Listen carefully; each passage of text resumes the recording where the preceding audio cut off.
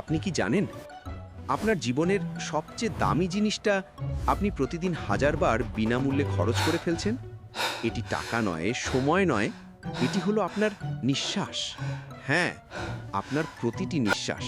কিন্তু সেই নিঃশ্বাসের মূল্য কি আপনি দিতে পারছেন? আজকের গল্প সেই মানুষের যিনি অন্যদের নিঃশ্বাস ধরতেন, আর আজকের গল্প আপনার, যিনি হয়তো নিজের জীবনটাকেই বয়ামের মতো খালি করে রেখেছেন। নিঃশ্বাসের জাদুকর, বর্তমানের প্রতিধ্বনি। এক প্রাচীন পাহাড়ি উপত্যকায়, যার নাম ছিল আকাশী উপত্যকা, সেখানে বাস করত নিপুণ। নিপুণ ছিল এক সাধারণ কাঠুরিয়া পরিবারের ছেলে, কিন্তু তার অন্তর ছিল দার্শনিকের মতো গভীর। গ্রামের মানুষ তাকে বলতো নিঃশ্বাসের জাদুকর, কারণ সে নাকি মানুষের জীবনের প্রতিধ্বনি কাচের বয়ামে ধরে রাখত। নিপুণের এই সংগ্রহ পদ্ধতি ছিল অদ্ভুত পবিত্র। সে জানত মানুষের প্রতিটি আবেগ, আনন্দ, বিষাদ, ভয় বা মুক্তি দেহের ভিতর থেকে বেরিয়ে আসে নিঃশ্বাসের সঙ্গে মিশে। নিপুণ গভীর মনোযোগের মাধ্যমে সেই আবেগের সূক্ষ্ম স্পন্দনকে অনুভব করত, আর ঠিক সেই মুহূর্তেই তার হাতের স্ফটিকের মতো স্বচ্ছ বয়ামে সেই স্পন্দনকে ধরে রাখত। বয়ামগুলি দেখতে খালি হলেও নিপুণ তার ভিতরে দেখতে পেত সময় ও অনুভূতির অদৃশ্য ছাপ। এক গ্রীষ্মের দুপুরে গ্রামে এলেন শহরের বিখ্যাত স্থপতি মিস্টার রাশেদ চৌধুরী। তিনি এসেছিলেন উপত্যকার সবচেয়ে সুন্দর স্থানে একটি বিলাসবহুল অবকাশ যাপন কেন্দ্র তৈরি করতে।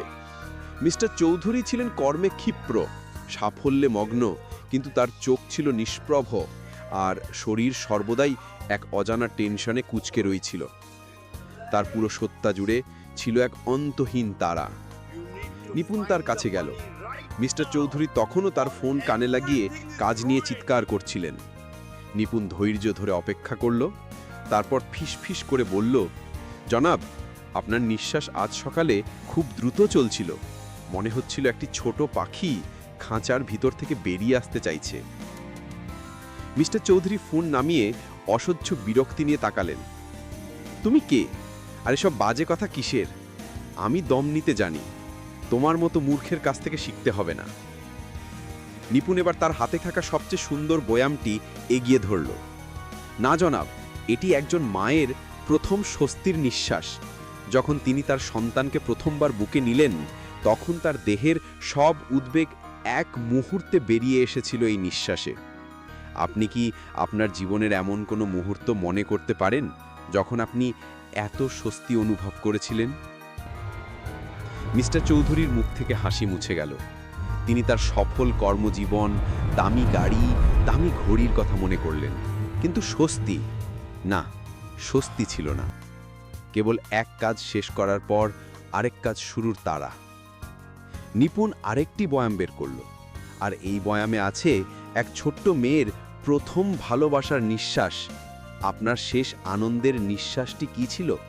বড় চুক্তি জেতা, নাকি জীবনের কোনো সরল মুহূর্ত? মিস্টার চৌধুরীর চোখ ভিজে উঠল। তিনি অনুভব করলেন তার জীবনটা এই কাঁচের বয়ামের মতোই, বাইরে থেকে মসৃণ ও সুন্দর, কিন্তু ভেতরের সবচেয়ে মূল্যবান অনুভূতিগুলি অনুপস্থিত। তিনি এতই ব্যস্ত ছিলেন যে তিনি ভুলে গিয়েছিলেন কিভাবে বাঁচতে হয়। নিপুণ শান্ত কণ্ঠে বলল, মিস্টার চৌধুরী, আপনি অর্থ দিয়ে পৃথিবীর সব কিছু কিনতে পারেন, কিন্তু এই মুহূর্তে শান্তিতে নেওয়া আপনার নিজের নিঃশ্বাসটি কিনতে পারবেন না।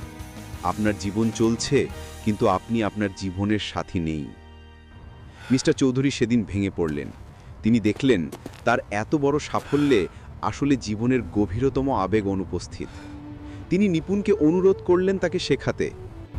নিপুণ শেখালো, যখন আপনি স্থাপত্য আঁকেন তখন শুধু নকশা নয়, সেই নকশার পেছনের প্রশান্তিকে অনুভব করুন। যখন আপনি কফি পান করেন তখন শুধু স্বাদের দিকে নয়, সেই উষ্ণতা আপনার দেহে প্রবেশ করার সময়ের স্বস্তির দিকে মনোযোগ দিন। মিস্টার চৌধুরী তার কাজ থেকে দূরে সরে এলেন। তিনি নিপুণের সাথে উপত্যকার পথে হাঁটতে লাগলেন। নিপুণ তাকে শুধু প্রকৃতি দেখতে শেখায়নি, বরঞ্চ প্রকৃতির মধ্যে নিঃশ্বাস খুঁজতে শিখিয়েছিল। নিপুণ তাকে একদিন আকাশী উপত্যকার এক প্রাচীন গাছের নিচে নিয়ে গেল। রাশেদ চৌধুরী গর্বের সঙ্গে মাথা নেড়েছিলেন। ওটা আমার শ্রেষ্ঠ সৃষ্টি। নিপুণ মৃদু হেসেছিল। কিন্তু এই গাছটা? এর কোনো নকশা নেই, কোনো বাজেট নেই, তবুও দেখেন এটি কত সহজে হাজারো প্রাণকে আশ্রয় দিচ্ছে, বাতাসকে শুদ্ধ করছে। আপনার বানানো কাঠামোগুলো কি আপনাকে এমন অপরিহার্য শান্তি দিতে পেরেছে? মিস্টার চৌধুরী সেদিন অনুভব করলেন জীবন গতির খেলা নয়, বরং এটি হলো স্থিরতার ভেতরে থাকা নীরব মাধুর্য। তিনি এতকাল শুধু পেতে চেয়েছেন, থাকতে চাননি। তিনি বুঝতে পারলেন প্রকৃতির কোনো তাড়া নেই, তবুও সবকিছুই ঠিক সময় ঘটে। এরপর নিপুণ তাকে শূন্য বয়ামের সত্য খেলাটি শিখিয়েছিল। মিস্টার চৌধুরী তার হাতে একটি খালি বয়াম নিলেন। তিনি তার অতীতের সফল মুহূর্তগুলোর কথা ভেবে গভীর শ্বাস নিলেন, কিন্তু যখনই বয়ামের ঢাকনা বন্ধ করতে গেলেন, বাতাস বেরিয়ে গেল, বয়াম খালিই রইল। তিনি হতাশ হয়ে বললেন, আমি পারছি না নিপুণ। কেন? নিপুণ উত্তর দিল, কারণ আপনি অতীত বা ভবিষ্যতের নিঃশ্বাস ধরতে চাইছেন। সেই সময়টা তো আর আপনার নয়।